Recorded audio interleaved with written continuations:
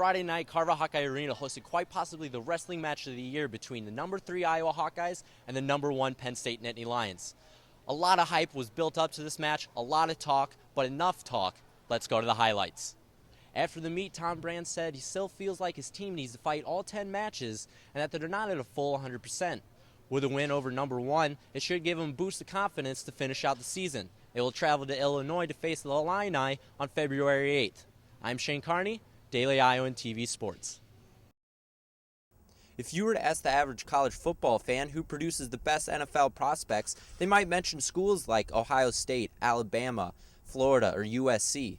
But during the Kirk Ferentz era, the Iowa football program has made their case to be in the discussion as well. Back in 1996, the University of Oregon signed with Nike to design their football uniforms. Since then, the Oregon football team has taken the field on Saturdays in uniforms that has caught everybody's eyes, including other schools who have also gone with uniform changes, such as Maryland, Boise State, and Georgia, just to name a few. When Iowa head coach Kirk Ferentz was asked if he had been addressed or given any thought of uniform changes, his opinion was clear. I think that's no and no. Ferentz said he hears his players talk about the uniform trend, but he still likes a more traditional uniform his team wears now. That's great, but I really like our uniforms. I think they look outstanding. That's one thing I will say that we have. We have sharp uniforms. In my opinion, that's just my opinion. I grew up in Pittsburgh, so I mean, what do you expect? During the Kirk Ferentz era, the Hawkeyes have switched up their uniforms just twice. Both were officially titled throwback games. One was last year in 2010, and the other was back in 2004. I'm Shane Carney, Daily Iowan TV Sports. Kinnick Stadium is a far ways from the Soldier Field and the United Center, but students from the Chicago area bring their sports pride and tradition here to Iowa City. Obviously, still love the Iowa Hawkeyes, but they're just a bunch of fair weather fans. Nothing beats the Bears. I'd definitely say unreasonable. The Hawks. A joke. Bulls. That's where it's at. It's pro sports. It's the elite. I think they're a bunch of chumps. This professional sports enthusiasm brought to Iowa City has begun to make some of the local Hawkeyes a little uneasy. Sometimes they just think they run Iowa City and that this place is Chicago, or like those people from Chicago run the place. Some Chicago students may argue professional sports is a higher quality of athleticism, which may not be understood by Hawkeye locals considering Iowa lacks a single professional sports team. Yeah, I definitely think it's harder for kids from Iowa to associate themselves with a professional team just because they don't have anything they have the Hawkeyes or UNI. Iowa fans are eagerly counting down the days until the next football season, while Chicago fans enjoy having 2 teams currently in the playoffs. We'll have to see if this creates more tension on an already sensitive topic. I'm Shane Carney, Daily Iowan TV. Last night's 3A championship game between Western Dubuque and Mount Pleasant was as good as it gets. The Bobcats outscored the Panthers 15-5 in the fourth quarter to send the game to overtime. And it looked like Western Dubuque had things under control in the first OT. But Dalton Conrad buried the three-point bomb to send the game to a second overtime, where the Panthers pulled away for the 66-62 double overtime victory for their first boys state basketball title since 1918.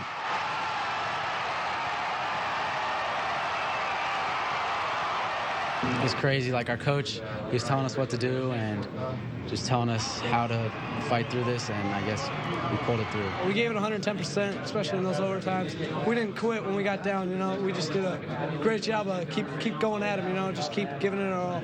Just very tough to take. We had it right there, and a couple of little things happened. We're state champs, but they didn't go our way. And what a comeback in the 2A state championship game. Mount Vernon came from 15 points down in the third quarter to knock off Fort Dodge St. Edmund 48-45 to win their first boys state basketball title in 39 years. Feels great. I mean, the girls had so much success for 5 years, and we've been kind of sitting back and just waiting for this day. There were no amazing comebacks in the 4A title game. Iowa City West dominated Sioux City East from start to finish. Jeremy Morgan pumped in a game-high 26 points, and he got plenty of help from his teammates. Dondre Alexander, who was the all-tournament team captain, added 14 points in a 67-52 West win as they sweep the girls and boys basketball titles this year. Only the fourth school to do that in the history of Iowa. We did go undefeated. This is our Bergman first time ever going undefeated and winning the state championship. So This was our goal since day one, so it's just a great feeling that we came out here and did it. These guys I've been hearing forever. When the junior class, the seniors, it's our state title. I found out a long time ago they're not patient. They wanted it this year. They didn't want to wait till they're seniors. Pool, more finals action in the Big Ten Women's Championships in Iowa City tonight. We pick it up the 400 IM. And Iowa freshman Rebecca Stoughton registered another impressive performance. Stoughton swam to a school record and finished in 4th place in this event, but no one could touch Indiana's Alyssa Vavra. She finished in 4:01 to set a pool record, meet record, and break her own Big Ten mark by 3 seconds. 100 back. And a tight finish brought the crowd to its feet in this one. And Minnesota's Tess Behrens won it 52-35. Daniela Kublik from Iowa finished 6th. Teammate Daniel Carney came in 7th. More finals tomorrow down in Iowa City. And, you know, they haven't had those finals down there since 1984. I mean, this was a big duel. I mean, we pointed toward this. We point toward all of them, but this was one that is on the calendar that's highlighted. And, you know, there's, you know, here's the thing. In the grand scheme of things, you got to get ready every week. This was a big one. We highlighted it. They highlighted it. Now we go forward. Sometimes, though, you can maybe smile a little bit, and probably smiling a little bit right now. Not to the point where you're slapping yourself in the back so much, but more, you know, maybe there was some toughness.